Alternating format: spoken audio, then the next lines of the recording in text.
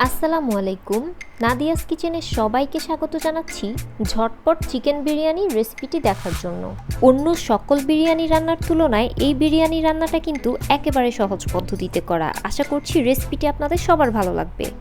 বিরিয়ানি রান্নার জন্য আমি এখানে মুরগির 700 গ্রাম মাংস রেগুলার সাইজ করে কেটে নিয়েছি। এবার এর মধ্যে স্বাদমতো কিছুটা লবণ, 2 টেবিল চামচ পরিমাণ লাল মরিচের গুঁড়ো এবং 1 কাপ পরিমাণ টক দই দিয়ে খুব ভালোভাবে মুরগিটাকে মেখে 30 মিনিটের জন্য একটা সাইডে ম্যারিনেশনের জন্য রেখে দিব।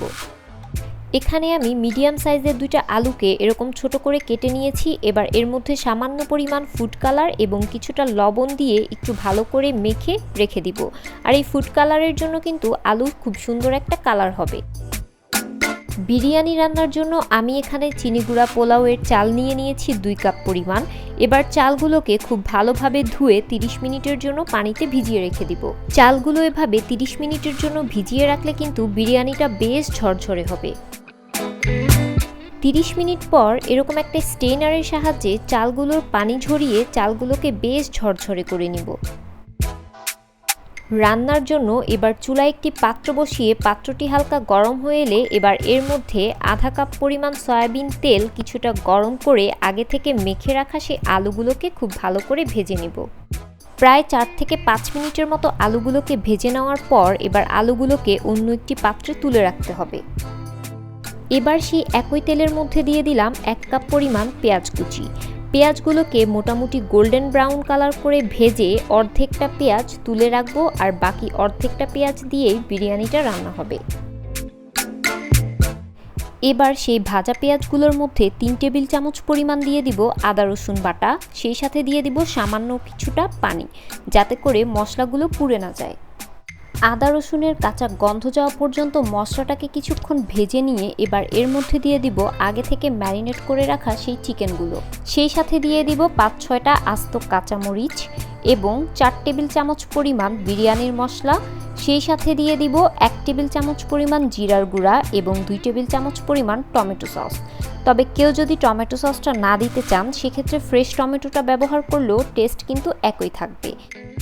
এবার চিকেনের সাথে সবগুলো মশলাকে নেড়েচেড়ে খুব ভালোভাবে মিশিয়ে ঢাকনা দিয়ে রান্না করব প্রায় 15 থেকে 20 মিনিটের মতো। পানি ছাড়াই মাংসগুলোকে ঢাকনা দিয়ে বেশ কিছুক্ষণ কষিয়ে নিতে হবে এবং ঢাকনা খুলে কয়েকবার করে মাংসগুলোকে নেড়েচেড়ে দিতে হবে, যাতে করে নিচ থেকে লেগে না যায়। প্রায় 20 মিনিট ধরে মাংসটাকে কষানোর পর এই পর্যায়ে মাংসটা আধা সিদ্ধ হয়ে গেছে এবং মাংস থেকে যথেষ্ট পরিমাণে পানিও বের হয়ে গিয়েছে। এখন এর মধ্যে আমি দিয়ে দিব আগে থেকে ভেজে রাখা সেই আলুগুলো। এবার চুলার জালটা মোটামুটি মিডিয়াম থেকে লোতে রেখে আলুর সাথে চিকেনগুলোকে খুব ভালোভাবে সেদ্ধ করে নিতে হবে। আরও প্রায় 10 থেকে 12 মিনিট পর চিকেন এবং আলুগুলো খুব ভালোভাবে সেদ্ধ হয়ে গেছে এবং পানিও যথেষ্ট পরিমাণ কমে গেছে। এবার এই চিকেন এবং আলুগুলোকে যতটা সম্ভব মশলা ছাড়িয়ে অন্য একটা পাত্রে তুলে রাখছি। আর এই বাকি মশলাগুলোতেই কিন্তু আমি পোলাওয়ের চালটা ভেজে নিব এবং এর মধ্যেই কিন্তু বিরিয়ানিটা রান্না হয়ে যাবে। এবার এই অবশিষ্ট মশলাটুকুর মধ্যে সবটুকু পোলাওয়ের চাল দিয়ে 5 থেকে 6 মিনিটের মতো খুব ভালোভাবে ভেজে নিব। মশলার সাথে চালগুলোকে খুব ভালোভাবে ভেজে নেওয়ার পর এবার এর মধ্যে দিয়ে দিব 4 কাপ পরিমাণ ফুটন্ত গরম পানি।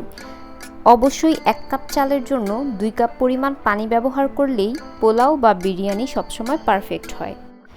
এবার একটু নেড়েচেড়ে মিশিয়ে ঢাকা দিয়ে অপেক্ষা করব পানিটা অর্ধেক হয়ে যাওয়া পর্যন্ত, অর্থাৎ চালটাও ফুটে উঠবে এবং পানিটাও অর্ধেক হয়ে যাবে। বেশ কিছুক্ষণ অপেক্ষা করার পর চালের পানিটা কমে অর্ধেক হয়ে এসেছে এবং চালগুলোও অনেকটা ফুটে উঠেছে। এবার এই পর্যায়ে সেই আগে থেকে সরিয়ে রাখা চিকেন এবং আলুগুলো দিয়ে একটু নেড়েচেড়ে ভালোভাবে মিশিয়ে নেব। সেই সাথে কয়েকটা আস্ত কাঁচামরিচ নিচ থেকে একটু কেটে এর মধ্যে দিয়ে দিব, এতে করে কাঁচামরিচের ফ্লেভারটা বিরিয়ানির মধ্যে সুন্দরভাবে অ্যাড হয়ে যাবে। আবারও ঢাকা দিয়ে কিছুক্ষণ অপেক্ষা করব। এই পর্যায়ে কিন্তু বিরিয়ানির পানিটা একেবারেই শুকিয়ে গেছে। এখন এর মধ্যে 2 টেবিল চামচ পরিমাণ কেওড়া জল দিয়ে খুব ভালোভাবে সব কিছুকে আবারও একটু আলতো হাতে মিশিয়ে নিব। সেই সাথে এর মধ্যে দিয়ে দিব 2 টেবিল চামচ পরিমাণ ঘি এবং পছন্দ মতো কিছুটা পেঁয়াজ বেরেস্তা। এবার এটাকে ঢাকনা দিয়ে দমে রেখে দিব প্রায় 10 মিনিটের মতো। আর শেষ পর্যায়ে ঘি আর পেঁয়াজ বেরেস্তাটা দেওয়ার কারণে কিন্তু বিরিয়ানিতে খুব সুন্দর একটা ফ্লেভার অ্যাড হয়েছে। এই তো খুব সহজেই তৈরি হয়ে গেল ঝটপট চিকেন বিরিয়ানি।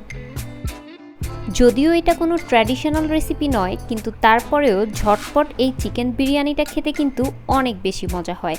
আমার রেসিপি ফলো করে আপনারাও বাসায় তৈরি করতে পারেন আর আমাকে কমেন্টস করে জানাতে পারেন আপনাদের বিরিয়ানি কেমন হলো। আর আমার রেসিপিটি ভালো লাগলে অবশ্যই আমার চ্যানেলটি সাবস্ক্রাইব করবেন এবং লাইক দিয়ে আমার পাশে থাকবেন। আপনারা সবাই খুব ভালো থাকবেন আর আমার জন্য দোয়া করবেন। আজকে এই পর্যন্তই। আল্লাহ হাফেজ।